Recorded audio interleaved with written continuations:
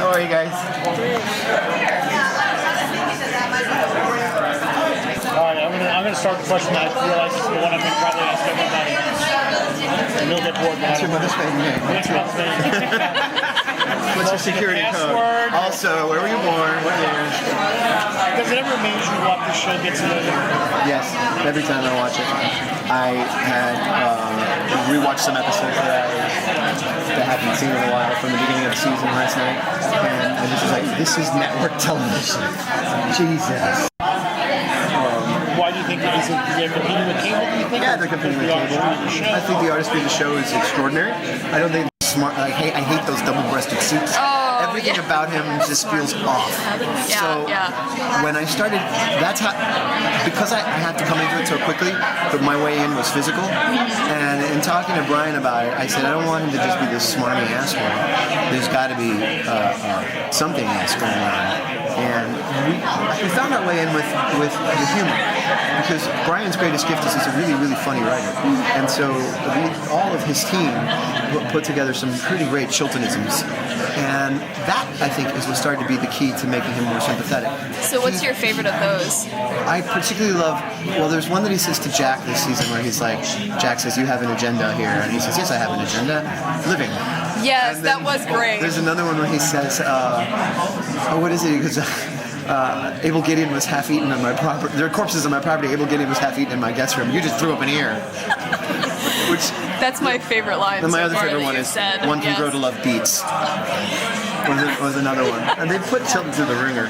And I think the sympathy for him comes from, he thinks he's smarter than he is.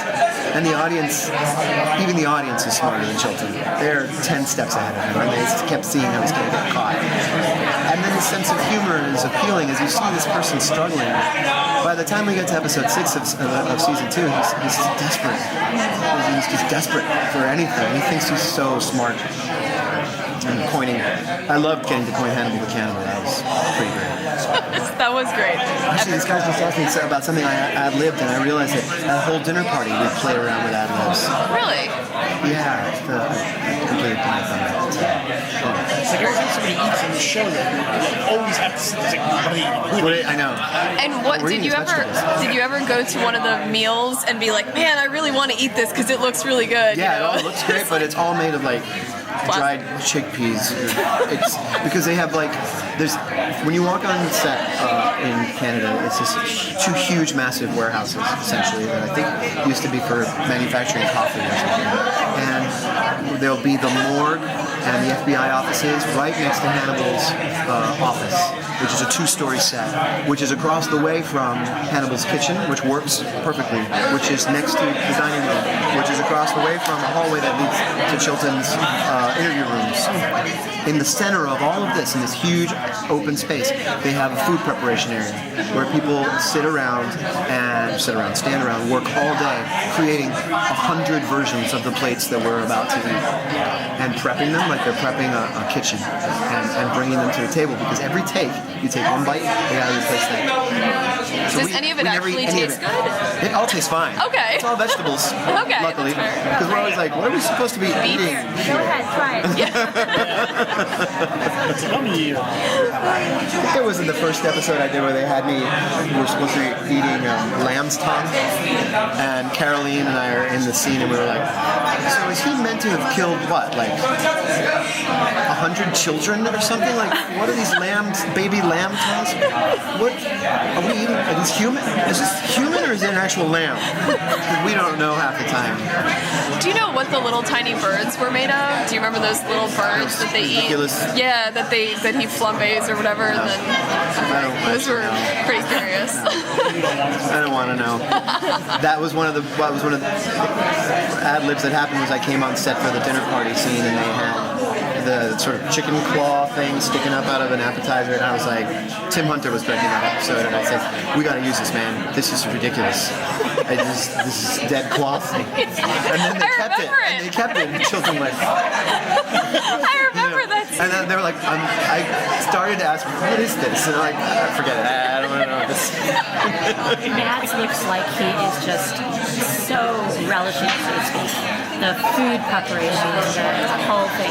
Is he just having a ball with that part I of it? think he's having such a hard time with that part of it. That is really hard work. But yes, it's a blast. I know that it's a blast for him. Mads is one of the kindest and funniest and gentlest people that I have ever worked with, which is such a joy to have on set. You know, playing such a dark role, he's always got a joke or not a joke, but just some sort of light, fun thing that he appreciates about the scene that he's in. So relishing is exactly the word for what he does. He works very hard to get that stuff right, and it always goes wrong. So all he does is crack up, and we crack up with him. And half the time he has to say these insane things about these ridiculous, you know, this celeriac baked ash cooked sea urchin in a broth reduction. What the fuck is he talking about? And then he has to say that while putting it down, like he knows when we're like, and it's not even his first language. I know. Brilliant, actually.